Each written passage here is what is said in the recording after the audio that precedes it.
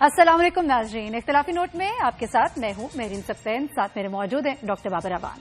آج کے جو گفتگو ہے اس میں ہم کیا بات کریں گے یہ آپ کو بتا دیں۔ دن دہاڑے 55 ارب روپے کی ڈکیتی، جی ہاں اس بارے میں آپ کو بتائیں گے، اور قومی اداروں پر ڈار کا ایک اور بات، سیکیورٹی معاملات اس میں اقوام متحدہ کی مداخلت، اور ساتھ ہی ساتھ آپ کو بتائیں کہ گندم باہر بھیجو 6 ارب کی سبسڈی لے لو کیسے، کپتان ان ایکشن یا ان الیکشن، یہ بھی ہمارا موضوع گفتگو ہوگا۔ بابر صاحب، سب سے پہلے تو ہم بات کرتے ہیں دن دہاڑے 55 ارب روپے کی ڈکیتی، ذرا اس بارے میں بتائیے گا ناظرین کو۔ حد ہو گئی ہے۔ ایک کابینہ کے اندر سے ایک وزیروں کا گروہ ہوتا ہے جس کو ایک کمیٹی میں ڈالا جاتا ہے جس کو کہتے ہیں ECC، جی، اقتصادی رابطہ کمیٹی، اکنامک کوآرڈینیشن کمیٹی، اور وزیر خزانہ اس کے ہوتے ہیں روایتی طور پہ چیئرمین۔ اس نے کل ایک شبخون مارا ہے پاکستان کے عوام کے اوپر اور مجھ پہ، آپ پہ، سب پہ، اور اس شبخون کی تفصیل بڑی دردناک ہے۔ جو بجلی کمپنیاں جو بجلی چوری کرواتی ہیں، بجلی کمپنیاں جو بجلی مفت دیتی ہیں اپنے ایگزیکٹوز کو، بجلی کمپنیاں جو بل ہم سے لیتی ہیں، ان کا جو بجلی چوری کر رہے ہوتے ہیں، ان کے جو لائن لاسز ہیں، کسی وجہ سے نقصان ہو گیا، وہ سارے، اور پھر اس کے ساتھ ساتھ یہاں 2 لفظ استعمال ہوئے ہیں۔ پہلا لفظ استعمال ہوا ہے کہ سسٹم اینڈ مینیجریل انیفیشنسیز، کہ نظام میں جو خرابیاں ہیں ان کی، کھمبا گر گیا پیسے آپ نے دینے ہیں، تار ٹوٹ گئی پیسے آپ نے دینے ہیں، کسی نے غلط تار چھیڑ کے اس کو جلا دیا ٹرانسفارمر کو، وہ پیسے آپ نے دینے۔ یہ پیسے جمع ہو گئے تھے 55 ارب روپے۔ ظاہر ہے بجلی کمپنیوں کا کام تو خوشی کے ساتھ وزیر خزانہ کریں گے نا۔ جب آپ کو پیسے چاہیے ہوتے ہیں تو خالی ہے خزانہ، ہیلتھ کے لیے چاہیے ہو تو خالی ہے خزانہ، ایجوکیشن کے لیے چاہیے تو خالی ہے خزانہ، تھر کے لیے چاہیے تو خالی ہے خزانہ، فاٹا کے لیے چاہیے تو خالی ہے خزانہ، IDPs کے لیے چاہیے تو خالی ہے خزانہ۔ تو یہ 55 ارب روپے جو سسٹم کی نالائکیوں، نااہلیوں، ایگزیکٹوز کی عیاشیوں اور ان کے دوروں اور ان کے گھروں، ان کے بجلی کے بلوں کے جو 55 ارب روپے بنے، کل فیصلہ کر دیا ہے آپ کی عوام دشمن نظام کے اندر، عوام دشمن کابینہ نے، کہ وہ بجلی کے بلوں میں ڈال کے آپ کے گھروں میں بھیجا جائے۔ اچھا، مزیدار بات اس میں یہ بھی شاید کہی گئی ہے کہ اس کا جو نقصان ہے یہ عام صارف تک نہیں پہنچے گا، یہ کیسے ہوگا؟ عام صارف، کیا ٹیکنیک؟ یہ الف مدہ والا عام ہے، اس لیے کہ عام کا بھی سیزن نہیں آیا، عوام تک پہنچے گا، کنزیومرز پہ ڈالا جا رہا ہے۔ اب ایک اس کا پہلو یہ ہو گیا، اس کا جو سب سے سنجیدہ پہلو ہے وہ یہ ہے کہ جتنی بھی دنیا کے اندر بجلی کمپنیاں، پرائیویٹ کمپنیاں، بجلی کے ان کے اپنے انتظامات ہیں، انتظامی معاملات ہیں، اس کے لاسز وہ خود بیئر کرتی ہیں۔ عوام سے کون لے سکتا ہے جی؟ عوام تو وہ بل دیں گے جو اس سسٹم میں سے نکلنے والی پروڈکٹ، مثلا جو ڈبل روٹی خراب ہو گئی وہ بھی ہمارے کھاتے میں اگر دکان والا یا بیکری والا اس کا بل ڈالے گا تو ہم نہیں دیں گے نا، بالکل نہیں دیں گے۔ جو لکھتے لکھتے پین ٹوٹ گیا اس کا ہرجانہ ہم کمپنی سے تو نہیں لے سکتے نا، ہم نے خود استعمال کیا۔ جو سائیکل سڑک پہ چلتے ہوئے پنکچر ہو گئی اس کے ذمہ دار ہم ہیں یا بنانے والا ذمہ دار ہے؟ وہ نہیں ہے ذمہ دار۔ جو ایشو ہے وہ یہ ہے کہ پاکستان میں اس وقت سرے سے سرمایہ داروں کی، جاگیرداروں کی حکومت ہے اور چور بازاروں کا نظام ہے، جس میں پاکستان کے لوگوں کے لیے صرف بری خبریں ہیں۔ ایک بری خبر ابھی آپ کو سنائی، اس کا ایک اور گندم کی طرف آپ نے کہا ہے، اس کی طرف ہم آتے ہیں۔ نہیں بابا صاحب، گندم کی طرف تو آتے ہیں، ذرا پہلے ایک دفعہ ذرا واضح کر دیجئے نا، عام عوام کو اقتصادی رابطہ کمیٹی کا اصل کام کیا ہے؟ جو اقتصادی رابطہ کمیٹی کا کام دراصل یہ ہے کہ وہ ملک کے 4 صوبوں کے اندر رابطے کے ساتھ اقتصادی اصلاحات لائے، اقتصادی بہتری لائے، لوگوں کی زندگی میں کوئی بہتری کے اقدامات کرے، بہتری کے منصوبے سوچے، اور مختلف صوبوں کے جو عوام کے نمائندے ہیں ان کے ساتھ بھی بیٹھ کے وہ مختلف ایسے صوبے سوچے، نہیں کر رہے۔ ایک ان کا کام یہ ہے، ان کا ایک اور کام بھی ہے، ان کا کام یہ ہے کہ جو بڑے اقتصادی فیصلے ہیں ان فیصلوں کے لیے کابینہ کو ریکمنڈیشنز دے۔ صحیح۔ جو رولز آف بزنس ہیں، یعنی وہ قانون جو پاکستان کی کابینہ کو، پاکستان کے وزیر اعظم کو اور پاکستان کی حکومت کو گائیڈ کرتا ہے، اس قانون کو کہتے ہیں رولز آف بزنس. 1973 میں شہید قائد عوام کے دور میں وہ رولز بنائے گئے تھے. ان رولز کے مطابق تو فیصلہ کابینہ کرتی ہے.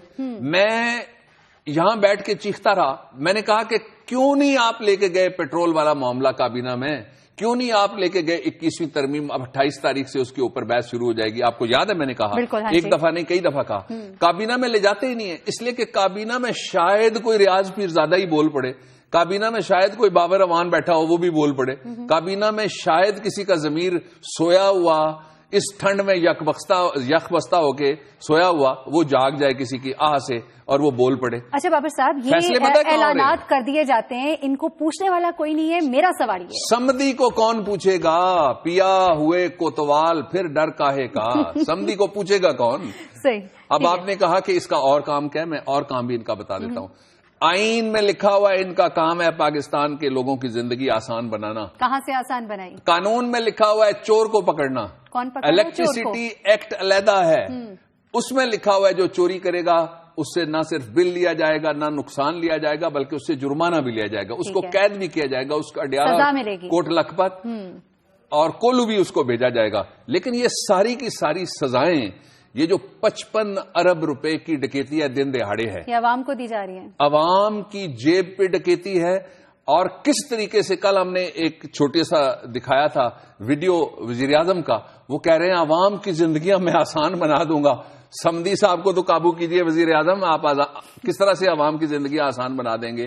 یہ 55 ارب روپے والا نوٹس لے لینا. آپ پوچھیں تو صحیح کس طریقے سے چوروں کا مال جو چوروں نے استعمال کیا وہ ان سے آپ وصول کرنا چاہتے ہیں، جو بیچارے بل دیتے ہیں. جو بل دیتا ہے وہ سزا بھگتتا ہے، بالکل ڈبل سزا ہے اس کی. ساری دنیا میں ڈبل جیپرٹی نہیں ہو سکتی، 2 سزائیں نہیں ہو سکتی. ایک سزا یہ کہ اپنا بل دے، ایک اس کا بھی بل دے جو بل نہیں دیتا، جو سینہ زور ہے اس کا بھی بل دے، جو چور ہے اس کا بھی بل دے، جو ملا ہوا ہے کسی سے، اور اس کا بھی بل دے جو نالائق ہے. نااہلی حکمرانوں کی. اور یہ بہت بڑا المیہ بابر صاحب ہماری قوم کے ساتھ، یہ مسلسل ہو رہا ہے ہماری عوام کے ساتھ. اچھا ایک اور عوام سے، اور وہ بھی زبردستی. اور ایک اور بڑا نقصان جو ابھی عوام کے لیے ہے سامنے، وہ گندم کے حوالے سے ہے. ذرا اس بارے میں بھی بتائیے گا، کیونکہ گندم سے جو تیار کی گئی ہیں اشیاء ان کی درآمد پر پابندی لگا دی، اور نیپرا کی جو پالیسی اس میں یہ گندم سے بنی ہوئی اشیاء جو ہیں ان کی درآمد پر پابندی عائد کی گئی ہے. نہیں، نیپرا کی پالیسی نہیں ہے. ای سی سی کا جو اجلاس ہوا اس کا پہلا فیصلہ وہ تھا جو ہم نے آپ کو ابھی بتایا. اقتصادی رابطہ کمیٹی نے پہلا فیصلہ عوام دشمن یہ کیا کہ 55 ارب روپے کا عوام کے اوپر ڈاکہ مار دیا. اب انہوں نے ایک اور فیصلہ کیا ہے جس کے مطابق آٹے کا بحران نہیں ٹل سکتا. آٹے کا بحران آ رہا ہے لازمن آ رہا ہے، اس لیے کہ اس میں سے لوگوں نے پیسے جس طرح پہلے روٹی سستی دی جاتی تھی وہ دی جائے گی. پھر کیا سستی روٹی پلانٹ تو لوگوں نے وہاں سے، اب تو وہاں چولہے بھی بند ہو گئے، تندور بھی اٹھا کے جنہوں نے لگائے تھے نمونے کے تندور کے حوالے سے وہ واپس چلے گئے. اب یہ ہوا ہے کہ 1.2 ملین میٹرک ٹن یہ گندم، بہت بڑی تعداد میں گندم، اس کو کہا گیا کہ باہر بھیج دو. ٹھیک ہے. اور کس نے یہ سمری بھیجی یہ بھی ذرا دیکھنے والی بات ہے. یہ فوڈ سیکورٹی کی وزارت ہے جس کا کام ہے کہ لوگوں کے لیے کھانے پینے کی اشیاء کو یقینی بنانے کے لیے کوئی پالیسی بنائے. اس نے کہا کیا کہ گندم باہر بھیج دو. یہ گندم آپ روز وزیر اعظم جا کے، اور حکومت مگر مچھ کے آنسو بہاتی ہے. تھر میں کہتے ہیں ہمیں بڑے افسوس ہو گئے کہ قحط ہو گیا. تھر کو گندم دے دو نا. تم کہتے ہو فاٹا میں ہم جنگ جیتیں گے، بھوکے لوگوں کے درمیان کھڑے ہو کے جنگ لڑو گے کیسے؟ پہلے ان کو گندم بھیج دو نا، وہاں گندم نہیں ہے. گلگت بلتستان میں سردیاں ہیں، آٹے کی کمی ہے، لوگوں نے ٹیلی فون کر کے بتایا، وہاں گندم بھیج دو. کیوں نہیں بھیجتے؟ اور پھر جو آزاد کشمیر کے کچھ وہ خطے جو ایل او سی کے ساتھ لگتے ہیں جہاں جنگ لگی ہوئی ہے، وہاں گندم کی کمی ہوگی ہے، وہاں بھی آپ گندم بھیج دیں. بابر صاحب کہتے ہیں ہمارے پاس سرپلس گندم نہیں ہے، اگر اس لحاظ سے دیکھیں جہاں جہاں کہتے ہیں ہماری آبادی اتنی ہے کہ سرپلس کا سوال ہی پیدا نہیں ہوتا. ہم اپنی ضرورت کی گندم ہمارے پاس ہے. اب کر یہ رہے ہیں کہ 6 ارب یعنی 1 ارب ہوتا ہے 100 کروڑ کا، 600 کروڑ کا ٹیکہ لگا رہے ہیں. عوام کے پیسے اٹھا کے کہتے ہیں کہ گندم باہر بھیجو.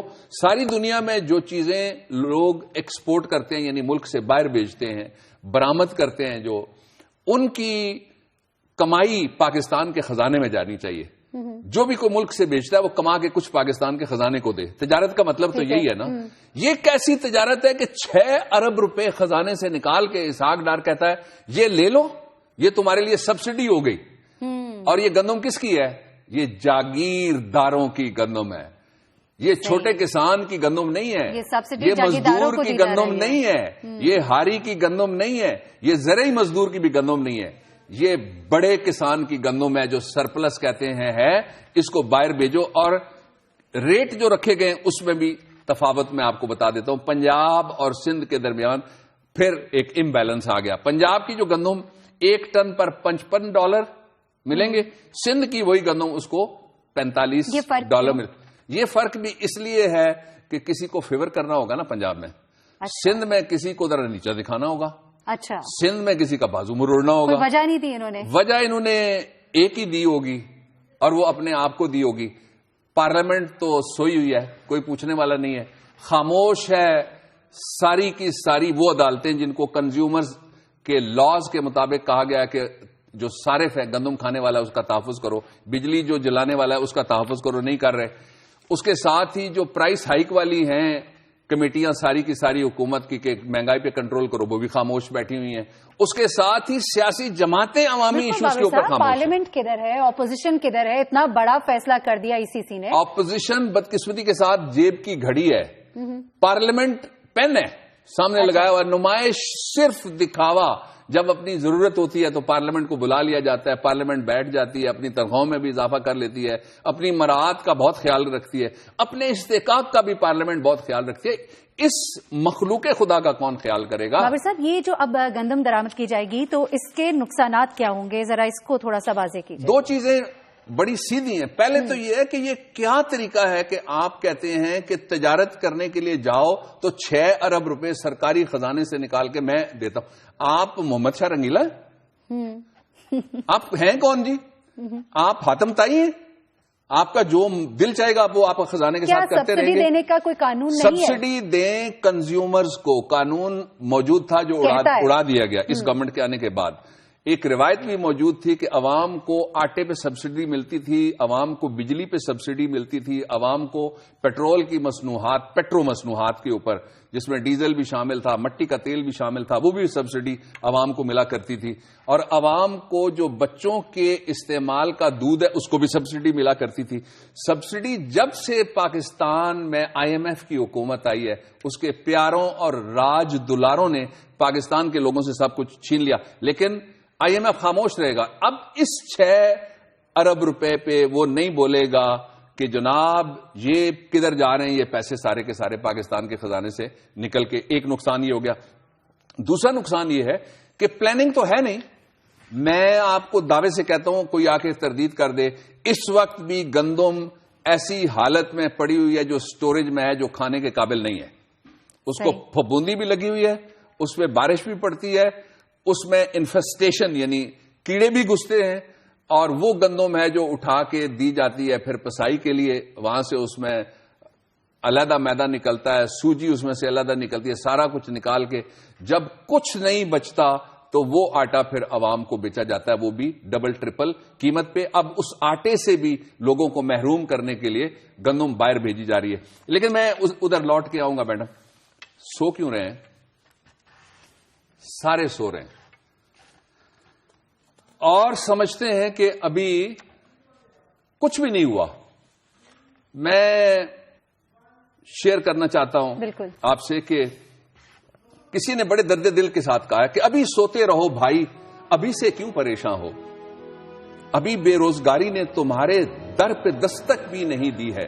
ابھی سوتے رہو بھائی, تمہارے بچے کی بوتل میں اب تک دودھ باقی ہے, تمہارے گھر میں راشن ہے ابھی فاقے نہیں ہوتے, تمہارے اہل خانہ رات کو بھوکے نہیں سوتے. ابھی سوتے رہو بھائی, ابھی سے کیوں پریشان ہو, تمہارا کچھ نہیں بگڑا, تمہارا کچھ نہیں بگڑا.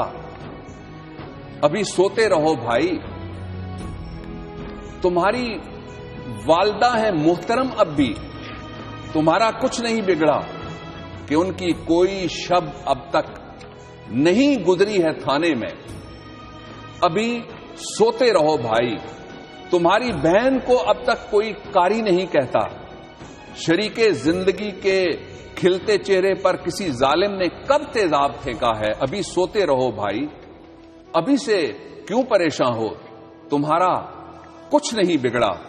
بتاؤ کیا کبھی تیرا کوئی اغوا ہوا ہے, اور کبھی تم سے کسی نے آج تک تاوان مانگا ہے؟ دھماکے ہوتے رہتے ہیں مگر اب تک تمہارا بھائی مسجد سے بخیر و عافیت گھر پہنچتا ہے. بھتیجا اب بھی ان گلیوں میں کرکٹ کھیلتا ہے اور ابھی تک تو کسی نے بھی اسے الٹا نہیں ٹانگا, نہ اس کی لاش گلیوں میں گھسیٹی ہے.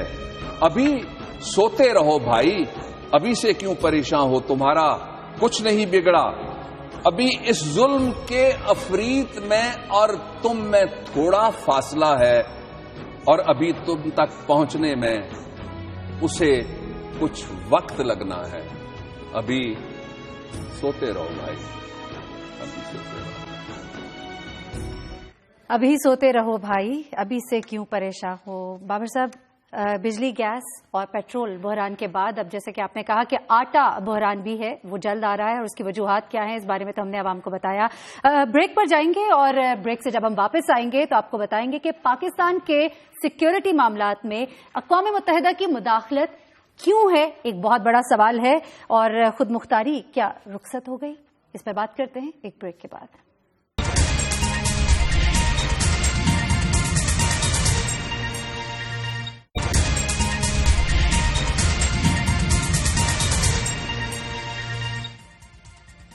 ویلکم بیک ناظرین. پاکستان کے سیکیورٹی معاملات میں اقوام متحدہ نے کھلی مداخلت شروع کر دی ہے, اس پر تو ہم بات کرتے ہیں. بابر صاحب, ابھی بریک پہ جب ہم گئے تھے تو ایک بریکنگ نیوز چل رہی تھی, آرمی چیف جو ہے وہ اب چائنا کے دورے پر چلے گئے. کس طرح سے آپ دیکھتے ہیں اس دورے کو؟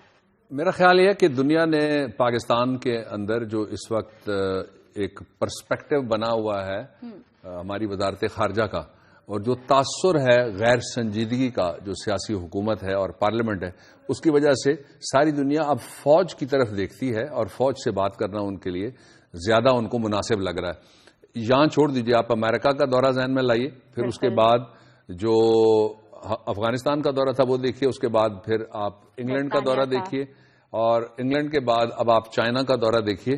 ہمارے جو حکمران ہیں وہ چونکہ ذاتی تجارتی دوروں میں لگے ہوئے ہیں, اور جہاز کی فرنٹ سیٹ پہ کوشش کرتے ہیں ایسا آدمی بیٹھے جس کو چائنیز آتی ہو یا عربی آتی ہو یا ترکی آتی ہو, تاکہ وہ معاملات جو لکھے نہیں جاتے وہ طے کر سکے. صحیح. اس کی وجہ سے پھر غیر سنجیدہ جب آپ اتنے ہو جائیں گے, اور آپ ایک ایٹمی ملک ہیں اور علاقے میں آگ لگی ہوئی ہے اور خطے میں آگ لگنے جا رہی ہے, اللہ نہ کرے, اس صورتحال میں پھر لوگوں نے آلٹرنیٹ جو ڈھونڈا ہے, اب ان کو سیاسی قیادت کی بجائے سنجیدگی یا پارلیز کرنے کی جو صلاحیت ہے وہ فوج میں نظر آ رہی ہے. صحیح. پارلیمنٹ آپ کہہ رہی تھی نا کہاں گئی, یہاں گئی. حکومت آپ کہہ رہی تھی نا کہاں گئی, یہاں گئی. اسفل السافلین میں کھڈے سے بھی تھوڑا سا نیچے چلی گئی. اچھا ٹھیک ہے. بابر صاحب, دوسرا جو موضوع جو ہمارے سیگمنٹ کا ہے خاص طور پہ اقوام متحدہ کی جو بیجا مداخلت ہے, اور اب افغان مہاجرین کے حوالے سے جو انہوں نے ایک نیا بیان جو ہے وہ داغ دی ہے, اس پر بات کیجیے گا. ہماری دو وزارتیں جو سو رہے ہیں اس وقت, پہلی وزارت جو سو رہی ہے وہ ریاستی اور سرحدی امور کی باقاعدہ, جو ریاستی اور سرحدی افیئرز کی باقاعدہ ایک وزارت ہے وہ سو رہی ہے, اس لیے وہ تو نہیں جاگے گی, ابھی سوتے رہو بھائی. دوسری وزارت جو سو رہی ہے وہ وزارت خارجہ ہے, اور وزیر خارجہ خود وزیر اعظم ہے, وہ بھی سو رہے ہیں. میں مذمت کرتا ہوں اس بات کی, جب اقوام متحدہ کبھی بہاری مہاجرین کے لیے نہیں بولی, کبھی اس کا ایشین آفس برما کے مہاجرین کے لیے نہیں بولا, کبھی کشمیری مہاجرین کے لیے نہیں بولا, پاکستانیوں کے معاملات میں نہیں بولے, مسلمانوں کے لیے نہیں بولے, بنگالی مہاجرین کے لیے نہیں بولا. مہاجرین کی بات ہو رہی ہے, پاکستانیوں کے معاملات میں تو ان کو بولنا ہی نہیں چاہیے, مہاجرین کی بات ہو رہی ہے. جو یونائٹڈ نیشنز ہائی کمشنر کا ریجنل آفس ہے UNHCR جس کو کہتے ہیں, اس کا یہ بیان انتہائی قابل مذمت ہے, اور ہماری خود مختاری اس میں جب سے ہمارے آئے ہیں طاہر لاہوتی کی تشریف آوری کے ساتھ رخصت ہو گئی خود مختاری. معیشت ساری چلاتا ہے ہمارا IMF, پلاننگ ہماری کرتا ہے IMF, ٹیکس لگواتا ہے IMF, ٹیکس بڑھواتا ہے پاکستان میں IMF. اب اقوام متحدہ نے ہماری اندرونی سیکورٹی کے معاملات میں مداخلت شروع کر دی. کہا کیا ہے وہ بہت امپورٹنٹ ہے. اقوام متحدہ کے ان لوگوں کا کہنا ہے جو مہاجرین کو یہاں رکھ کے بیٹھے ہوئے ہیں، اور بڑی بڑی بیگمات ان کی این جی اوز چل رہی ہیں. اسلام آباد میں رہتا ہوں، مجھے پوری خبر ہے اس بات کی، اور اسلام آباد والوں کو بھی خبر ہے. اور یہ ڈالروں کے ڈالر ڈھیر لگے ہوئے ہیں ان کے لیے. 30 سال بعد جب مہاجرین کو نکالنے کی بات شروع ہوئی، یہ سانحہ پشاور کے بعد اور اس سے پہلے تو کہا کے پی کے وزیر اعلیٰ نے کہ میں نکالوں گا. اب وہ تھوڑے ڈھیلے لگتے ہیں. وزیر اعلیٰ صاحب ذرا آپ تیز ہو جائیے. اب ایک خبر آئی ہے کہ سندھ کی حکومت 20 لاکھ جو افغان مہاجر کراچی میں بیٹھے ہیں ان کا کیا کام ہے جی؟ کیمپوں میں جائیں، بارڈر اتنا لمبا ہے ہمارا، وہاں جا کے بیٹھے. منسٹری کے پاس ہے نا. جی ہاں. دوسرا جو انہوں نے کہا، پہلا تو انہوں نے یہ کہا کہ کوئی افغان مہاجر دہشت گردی میں ملوث نہیں. بھائی تفتیش ہی نہیں ہوئی. پھر انہوں نے کہا سانحہ پشاور میں ملوث نہیں، ابھی تفتیش ہونی باقی ہے. پھر وہ کہتے ہیں کوئی غیر قانونی کام افغان مہاجرین نہیں کر رہے. یہ بھی غلط بات ہے، اس لیے کہ جن کے پاس رہنے کا کوئی جواز ہی موجود نہیں ہے وہ غیر قانونی. اب انہوں نے ایک اور بات کہی، انہوں نے کہا جی کہ نئی رجسٹریشن ہو گیا 15 لاکھ کی. مجھے نہیں پتا کس حکومتی ادارے نے ان کے ساتھ مل کے رجسٹریشن کیا. اس کو پارلیمنٹ میں لاؤ. 30 سال پہلے جو یہاں بہت مہاجر بن کے آئے تھے، مظلوم تھے، ان کو ضرورت تھی، آج ان میں سے تو اکثر لوگ رہ ہی نہیں. ان کی چوتھی نسل پاکستان میں رہنے کا کیا جواز ہوا؟ تیسری نسل پاکستان میں رہنے کا کیا جواز ہوا؟ اور ابھی سینٹ کی ایک سٹینڈنگ کمیٹی کے اندر یہ بات آئی ہے کہ لاکھوں لوگوں کو شہریت دے دیا حکومتی اداروں نے، لاکھوں لوگوں کو شناختی کارڈ دے دیے. لاکھوں لوگ جو پکڑے جاتے ہیں دنیا کے ایئرپورٹس کے اوپر پاکستانی پاسپورٹ گرین اس کو بدنام کرتے ہوئے، وہ اصل میں افغان مہاجر ہیں، وہ اصل میں برمی مہاجر ہیں، وہ اصل میں بنگالی پاڑا کے لوگ ہیں، اور وہ اصل میں ساری دنیا سے آئے ہوئے لوگ ہیں. اور بابر صاحب سے 20 لاکھ تو وہ افغان مہاجرین ہیں جن کو کراچی میں جو خاص طور پہ جن کے خلاف آپریشن کیا جا رہا ہے غیر قانونی طور پر مقیم ہے. اچھا چلے، یہ تو ایک بات ہی. اب اگر آپ کی آئی ایم ایف جو ہے وہ آپ کی معیشت چلائے گی، UNHCR جو ہے آپ کی سیکورٹی کے معاملات کو دیکھے گی، حکومت کیا کرے گی، کیا کر رہی ہے؟ حکومت تو I-11 کا کیمپ نہیں خالی کرا سکی.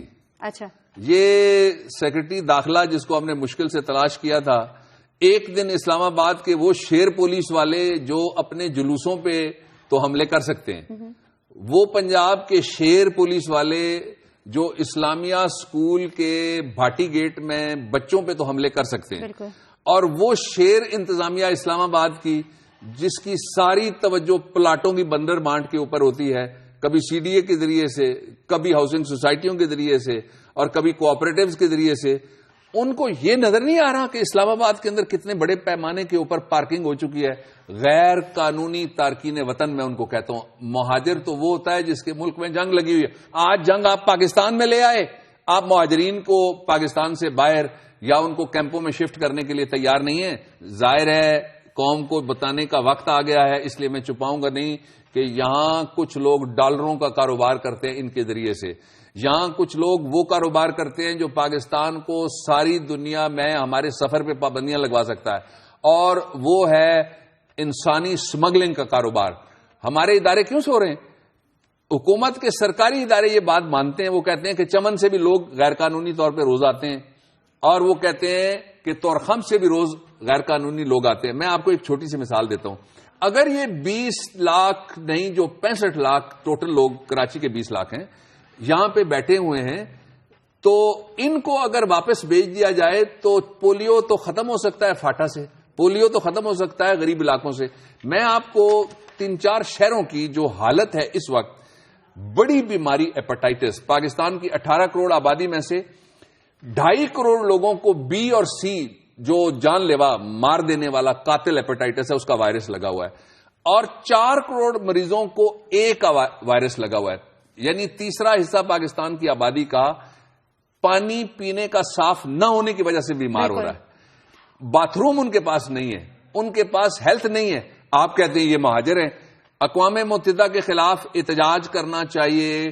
2 باتوں پہ حکومت نے پہلے احتجاج نہیں کیا جب وہ بولے تھے، آپ کو یاد ہے یہ کیریکیچرز جب آئے تھے. یہ دوسرا معاملہ ہے. حکومت کو کچھ پاکستان کی خود مختاری کا تحفظ کرنا ہوگا.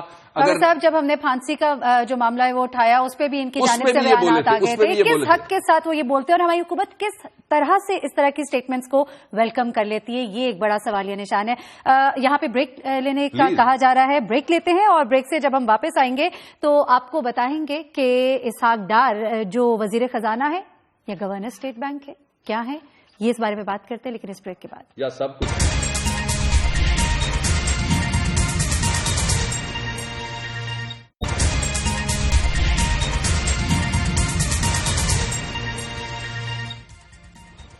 ویلکم بیک ناظرین. تلاش گمشدہ میں آپ کو ہم بتائیں, کسی کو ڈھونڈ رہے ہیں, ہم گورنر اسٹیٹ بینک کو ڈھونڈ رہے ہیں. بابر صاحب, کہاں ہے governor state bank?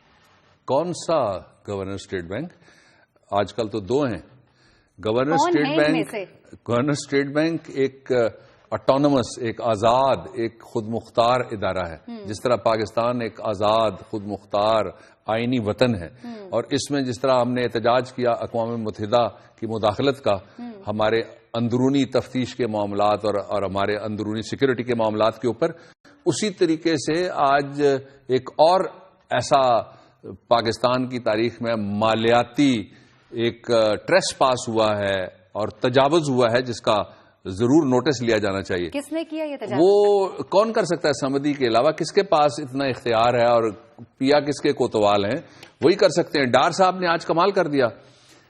State bank of Pakistan نے آج جو مانیٹری پالیسی یا مالیاتی گائیڈ لائن دینی تھی حکومت پاکستان کو, اور ان کا جو بورڈ تھا اس کا اجلاس ہو رہا تھا. ڈار صاحب کو جب پتہ لگا کہ یہ وہاں سے گائیڈ لائن آنے لگی ہے, ان کے فیصلوں کا جو ابھی نہیں ہوئے, اس اجلاس کا جو ابھی جاری ہے, اور وہ گائیڈ لائن جو ابھی تیار ہو رہی ہے, اسحاق ڈار صاحب نے پریس کانفرنس کی, ہاتھ صاف کیے اور اٹھ کے چلتے بنے. یہ اب پوچھنا پڑے گا کہ یہ وزیر خزانہ ہے یا گورنر اسٹیٹ بینک میں ان کو زیادہ دلچسپی ہے, وہاں نوٹ بنانے والے مشینیں لگی ہوئی ہیں. یہ بڑی زیادتی کی بات ہے. پہلے انہوں نے جھوٹے وعدے کیے قوم کے ساتھ الیکشن میں, پھر انہوں نے جھوٹے دعوے کرنا شروع کر دیے. اب جو بجٹ میں جھوٹی رقمیں ڈالنا چاہتے ہیں اور قوم کو دھوکہ دینا چاہتے ہیں کہ ہم بالکل درست ہو گئی معیشت, غربت ختم ہوگی ساری کی ساری, اس کے لیے یہ اسٹیٹ بینک کو بھی معاف نہیں کرتے. بابر صاحب ایک بات واضح کیجیے گا, یہ اسٹیٹ بینک جو ہے یہ کیا ماتحت ہے, جواب دہ ہے وزارت خزانہ کو, وزیر خزانہ کو؟ بالکل بھی نہ وہ وزارت خزانہ کا حصہ ہے, نہ وزارت خزانہ کو وہ جواب دہ ہے, نہ وزیر خزانہ باس ہے اسٹیٹ بینک کے گورنر کا. تو پھر وزیر خزانہ کس طرح مانیٹری پالیسی جو ہے وہ بیان دے سکتے ہیں اس پر, یا اس کے بارے میں بتا سکتے ہیں؟ بالکل اسی طرح سے جس طرح سے وہ ہر پالیسی پہ بیان دیتے ہیں. جب بجلی کی قیمت کم کرنی ہو تو وہ کہتے ہیں کہ وزیر اعظم صاحب آپ بتائیے, ذرا مائک رکھ لیجئے اور بتائیے کہ ہم بجلی کی قیمت کم کر رہے ہیں. جب بجلی کی لوڈ شیڈنگ آئے تو وہ کہتے ہیں وزیر اعظم تھوڑا ہی ذمہ دار ہے, یہ تو اوگرا سے آپ پوچھیں. تیل کی قیمت بین الاقوامی مارکیٹ میں جب کم ہو رہی ہو تو کہتے ہیں وزیر اعظم صاحب ذرا مائک پکڑیں, آپ کہہ دیں کہ ہم تیل کی قیمت کم کریں. وزیر اعظم کہتے ہیں میں تیل کی قیمت کم کرنے لگا ہوں. لیکن جب تیل کا بحران پیدا ہوتا ہے, بلیک مارکیٹ بنتی ہے اور ان کی نگرانی میں سارا کچھ چلتا ہے, اس وقت وزیر اعظم کہتے ہیں مجھے تو پتہ ہی کچھ نہیں ہے. اور کیا کہتے ہیں ان کے وزیر, جو متعلقہ وزیر ہیں, وزیر پیٹرولیم, کمال کر دیا. انہوں نے کہا یہ تو عوام ذمہ دار ہیں, اور بڑی توہین آمیز لینگویج استعمال کی غریبوں کے لیے. کہا یہ بھکاری تھے جو کھڑے ہوئے لائنوں میں. اللہ نہ کرے کہ یہ وقت آپ کو بھی دیکھنا پڑے, لیکن مجھے یقین ہے کہ آپ کے حلقے کے سارے لوگ وہ لائنوں میں کھڑے ہوئے تو وہ سارے بھکاری ہو گئے. میں بھی لائن میں کھڑا ہوا, آپ بھی ہوئی, سارے ہوئے, یہ سارے بھکاری ہو گئے. اب آپ دیکھ لینا کہ بادشاہوں والا مزاج ہے. آج بادشاہوں کے جو منشی ہیں ان کا بھی مزاج کہاں بادشاہ. وہی بات ہے بابر صاحب کہ ہماری بیرونی خود مختاری کے بعد اب ہمارے قومی اداروں کی جو خود مختاری ہے اس پر بھی بات ہے. میں ایک بات ریکارڈ میں لانا چاہتا ہوں. 32 میٹنگیں ہمارے ساتھ ہوئی اداروں کی ریکنسٹرکشن کے وقت. اس کمیٹی میں بھی تھا, اسحاق ڈار بھی موجود تھے. ہر دفعہ کہتے ہیں آزاد ہو جانا چاہیے سب ادارے, کیسے آزاد چھوڑ دینا چاہیے. اب اپنی باری آئی ہے, ہر ادارے میں یا کوئی چمچا یا کوئی کڑچھا یا کوئی گلو. کل ہم نے بتایا نا تین جو ہم نے بتائی ان کے دوست ہیں سمدی صاحب کے. مجھے سپریم کورٹ میں پچھلے ہفتے ایک جج صاحب ہیں, بڑے پڑھے لکھے ہیں, بہت اچھے فیصلے کرتے ہیں. انہوں نے کہا جی کہ کسی کو یہ پہلا مصرع نہیں آتا, سارے یہی کہتے رہتے ہیں کہ ہر شاخ پہ الو بیٹھا ہے, انجام گلستان کیا ہوگا. بہت سارے وکیل تھے اور 2 ججز اور بھی تھے ان کے ساتھ. سپریم کورٹ میں پیش ہوا تھا. تو میں نے کہا جی پہلا میں سنا دیتا ہوں کہ برباد گلستان کرنے کو بس ایک ہی الو کافی تھا. ہر شاخ پہ الو بیٹھا ہے, انجام گلستان کیا ہوگا. لیکن میں نے کہا اب آپ کو شاید امینڈمنٹ جج صاحب کرنی پڑے, یا مجھے امینڈمنٹ کہنے لگے کیا. میں نے کہا گلو کر لیجیے الو کے بجائے. اچھا چلے بابر صاحب, یہ تو بات ہوئی. ہم ذرا عمران خان صاحب نے جو آج پریس کانفرنس کی جو بات کی انہوں نے, اس پہ بھی ذرا بات کرتے ہیں. عمران خان صاحب ان ایکشن ہے یا ان الیکشن؟ ان ایکشن بھی ہے اور ان الیکشن بھی ہے. اچھا, ان ایکشن اس اعتبار سے کہ یہ جو حکومت ہے اس نے سیاسی وعدے توڑنے کی اپنی تاریخ خراب نہیں کرنی. انہوں نے پہلے پیچھے جائیں. وزیر اعلیٰ تھے نواز شریف صاحب پنجاب کے, انہوں نے وعدہ توڑا سب سے پہلے اپنے محسن محمد خان جونیجو سے. IJI میں جماعت اسلامی کہتی رہی ہمیں دھوکہ ہمارے ساتھ ہو گیا. اس کے بعد آل پاکستان ڈیموکریٹک الائنس بنا جو 2008 کے الیکشن تھے. 500 وکیل الیکشن سے باہر ہو گئے, جماعت اسلامی بھی باہر ہو گئی, عمران بھی باہر ہو گئے ان کے وعدے پہ. اب انہوں نے جو وعدہ کیا تھا کہ ہم کمیشن بنائیں گے, مجھے لگتا ہے کہ کمیشن کے الفاظ عمران خان صاحب بتا دیں کہ کون سا والا کمیشن ہے, اس لیے کہ وہ کمیشن کا نام سن کے نا پھر اس کمیشن کو کہتے ہیں کہ کسی اور کو شریک ہم نے نہیں کرنا اس کمیشن میں. جو طرز حکمرانی ہے یہ حکمرانی کا طرز شریک نہیں کر سکتا. میرا یہ خیال ہے کہ ایونچولی جدھر حالات لے جائے جا رہے ہیں حکومت کی بھرپور کوشش ہے کہ دھرنے والے پھر باہر نکلیں. اچھا بابر صاحب, عمران خان نے یہ بھی کہا نا کہ الیکشن کمیشن جوڈیشل کمیشن اگر بنتا ہے تو RO سے سوال کیے جائیں گے, اور اس وجہ سے جوڈیشل کمیشن جو ہے اسے ڈیلے کیا جا رہا ہے. تو ہمیں اب دھرنے سامنے پھر سے نظر آ رہے ہیں, ایسا ہے کیا؟ مجھے تو اتفاق ہے اس بات سے بھی, اور اس سے بھی اتفاق ہے جو عمران نے یہ کہی کہ آرٹیکل 6 لگتا ہے پچھلے سیاسی چیف جسٹس پر, جس نے اپنی حدود سے تجاوز کر کے چھلانگ لگائی اور ایک آئینی ادارہ جو الیکشن کمیشن ہے اس کے معاملات میں مداخلت کی. آرٹیکل 6 تو لگتا ہے صحیح. آرٹیکل 6 کا ایک یعنی کہ دھرنے کا ایک نیا راؤنڈ لگنے جا رہا ہے. ایک ملزم آرٹیکل 6 کا وہ تو شاید باہر چلا جائے, ایک نیا ملزم شاید اندر آ جائے. ٹھیک ہے. اچھا بابا صاحب, جاتے جاتے ایک سوال کا جواب دیتے جائیے پلیز. مشرف کے حوالے سے ہم نے ایک بات کی تھی کل, اور ہم نے کہا تھا کہ وہ جائیں گے, آپ نے کہا تھا کہ وہ جائیں گے, انہیں بھیجا جائے گا, مکافات عمل ہوگا, دوبارہ سے ہسٹری ریپیٹ ہوگی. یہ بتائیے کہ کیا انہیں اجازت دے دی جائے گی؟ پرویز رشید نے کہا کہ آئین کے مطابق دیکھیں گے, پیر تک فیصلہ کیا جائے گا, ان کو بھیجنا ہے کہ نہیں سعودی عرب. آئین اور قانون کے مطابق مشرف کو جانے کا حق ہے, اس لیے کہ کسی عدالت نے بھی مشرف کو روکا ہوا نہیں ہے, حکومت نے روکا ہوا ہے. حکومت آئین توڑنا چاہے, قانون توڑنا چاہے, اس کی مرضی ہے. وہ ڈار صاحب کو کہ کمیٹی ایک اور بنا دے کہ جانا چاہیے یا نہیں جانا چاہیے, اور اتنے میں سال گزر جائے, اور ان کی مرضی ہے. لیکن میرے خیال میں مشرف جا رہے ہیں. اب حکومت میں وہ تڑ نہیں رہی, جس طرح وہ کہتے تھے نا ہم پھانسی گھاٹ لے کے جائیں گے, اب ان کو خود جہاز تک لے جانا پڑے گا. چلے ٹھیک ہے, یہ اب آنے والے دنوں میں دیکھیں گے, بلکہ آپ کو یہیں پر ہم بتا رہے ہوں گے کہ بابر صاحب نے کہا تھا, اور پرویز مشرف صاحب جو ہیں وہ اب سعودی عرب روانہ ہو گئے ہیں. اس کے ساتھ ہی پروگرام کا وقت ختم ہوا. انشاءاللہ کل دوبارہ حاضر ہوں گے بہت سے اہم موضوعات کے ساتھ. تب تک کے لیے مجھے مہرین سپین اور ڈاکٹر بابر روان کو اجازت دیجیے گا. اپنا بہت خیال رکھیے گا, اپنی دعاؤں میں ہمیں بھی یاد رکھیے گا. اللہ حافظ.